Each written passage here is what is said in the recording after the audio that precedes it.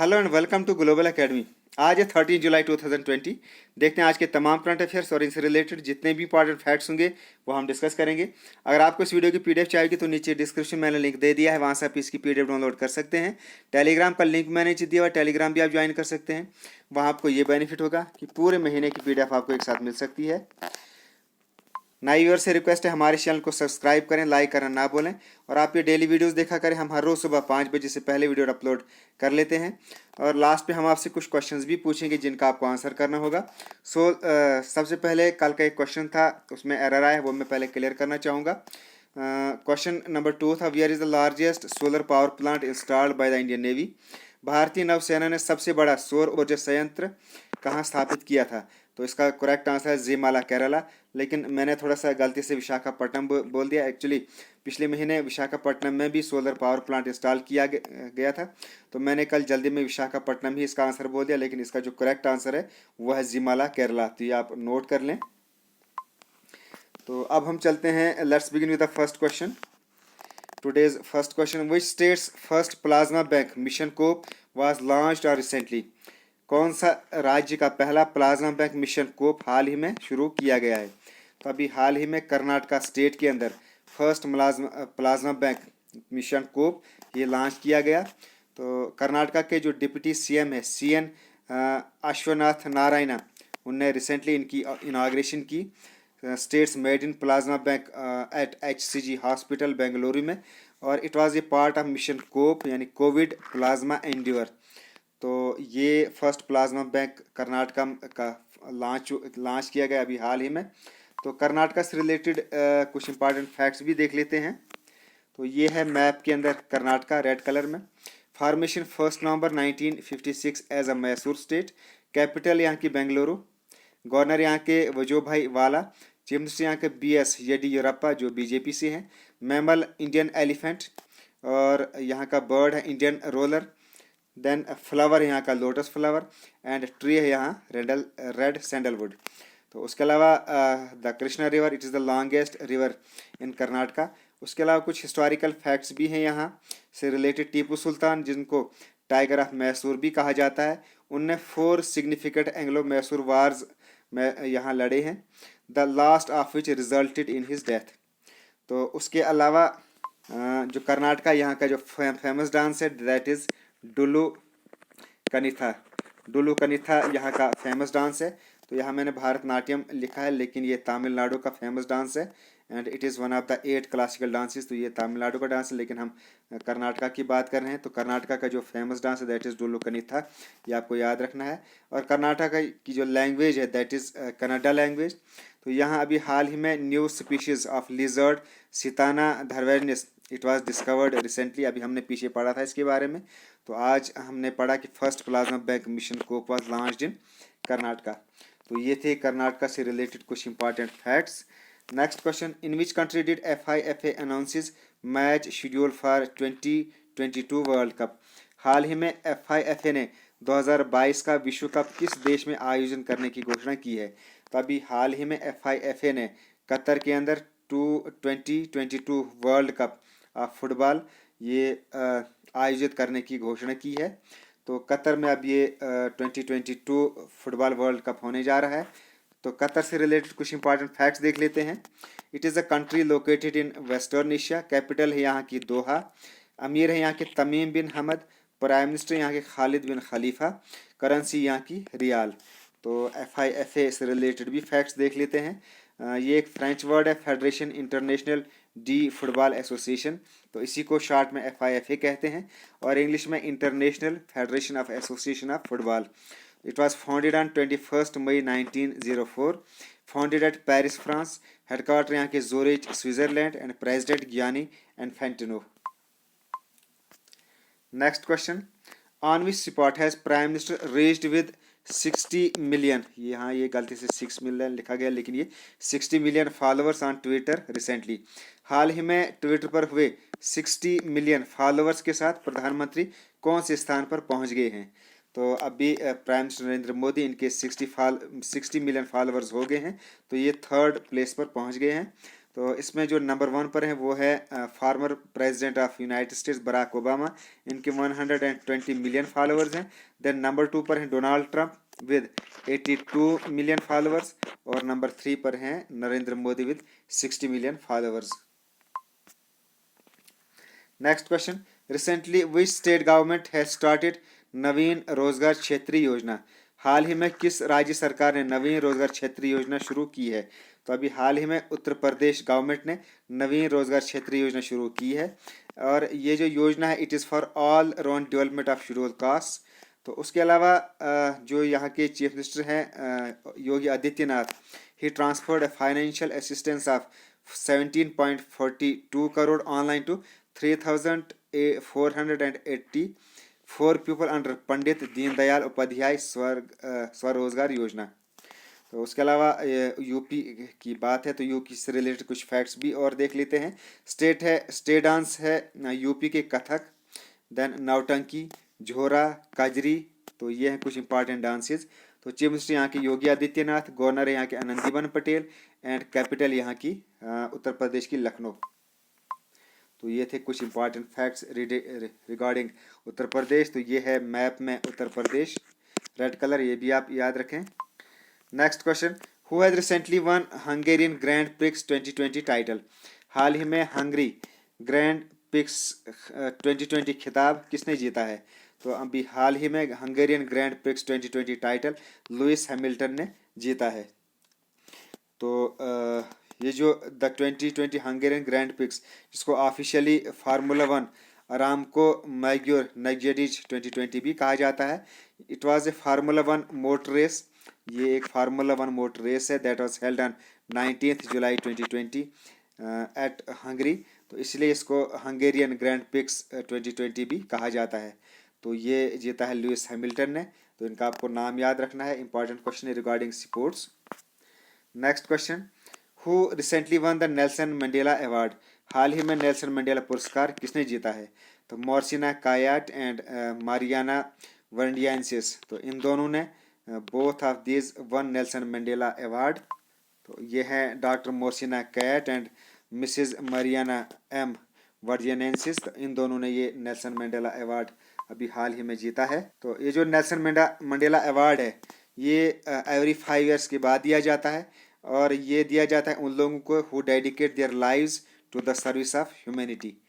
तो ये उन लोगों को ये हर 5 साल के बाद दिया जाता है, उनको अपनी पूरी लाइफ ह्यूमैनिटी के लिए डेडिकेट कर देते हैं।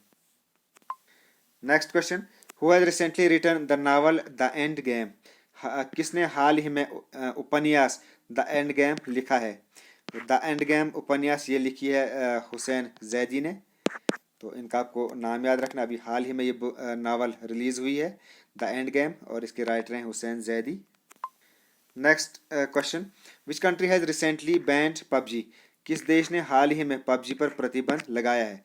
तो अभी हाल ही में पाकिस्तान ने पबजी इसके ऊपर प्रतिबंध लगा दिया है, और इसका रीज़न ये बताया गया कि इससे जो स्टूडेंट्स हैं, जो बच्चे हैं, उनके फिजिकल एंड मेंटल हेल्थ पे काफ़ी इसका इफेक्ट हो रहा है, उनकी स्टडीज़ पे भी काफ़ी इफेक्ट हो रहा है। तो इसलिए पाकिस्तान के अंदर पबजी पर बैन लगा दिया गया है। तो पबजी से रिलेटेड कुछ इंपॉर्टेंट, पबजी इसकी फुल फॉर्म है प्लेयर अननोन्स बैटल ग्राउंड, यानी शॉर्ट में इसको पबजी कहते हैं। ये एक online multiplayer battle royale game है that was developed and published by PUBG corporation, a subsidiary of South Korean video game company Blue Hole. तो इसके जो डायरेक्टर है वो है Brendan Greene and Jang Tae Seok. तो ये 2 लोग इसके डायरेक्टर्स हैं, एंड प्रोड्यूसर इसके किम जोंग हान, डिज़ाइनर है ब्रेंडन ग्रीन, आर्टिस्ट है जेन टाई सोक, एंड कंपोजर है इसके टॉम साल्टा। तो ये थी पबजी से रिलेटेड कुछ important information. Next question, recently with whom ASSOCHAM tied up for illness to wellness initiative? हाल ही में एसोचैम ने इलनेस टू वेलनेस पहल के लिए किसके साथ समझौता किया है? तो अभी हाल ही में एसोचैम ने सेवलॉन के साथ टाई अप किया है फॉर इलनेस टू वेलनेस। तो एसोचैम यानी the associated chamber of commerce and industry of India, ये है एसोचैम की फुल फॉर्म। तो इन्होंने सेवलॉन के साथ टाई अप किया है for illness to wellness initiative. और ये इनिशिएटिव क्या है? It is a programme to promote healthy living with focus on willingness and preventive health. तो लोगों की हेल्थ को प्रमोट करना ये इसका मेन एम है, through healthy habits, diets, exercise and holistic health. तो इसलिए ये इस इनिशिएटिव को लॉन्च किया गया है by ASSOCHAM with the help of Savlon. Next question, who has recently been appointed as the new MD and chairman of NDMC. तो किससे हाल ही में एनडीएमसी के नए एमडी और हाल ही में एनडीएमसी के नए एमडी और अध्यक्ष के रूप में किससे नियुक्त किया गया है? तो हाल ही में एनडीएमसी यानी नेशनल एनएमडीसी है ये। तो हाल ही में नेशनल मिनरल डेवलपमेंट कॉरपोरेशन, इनके नए एमडी एंड चेयरमैन बने हैं सुमित देव। तो नेशनल मिनरल डेवलपमेंट कॉरपोरेशन, इसके न्यू एमडी एंड चेयरमैन बने हैं सुमित देव। उसके अलावा अरविंद सिंह, ये हैं chairman airport authority of India के।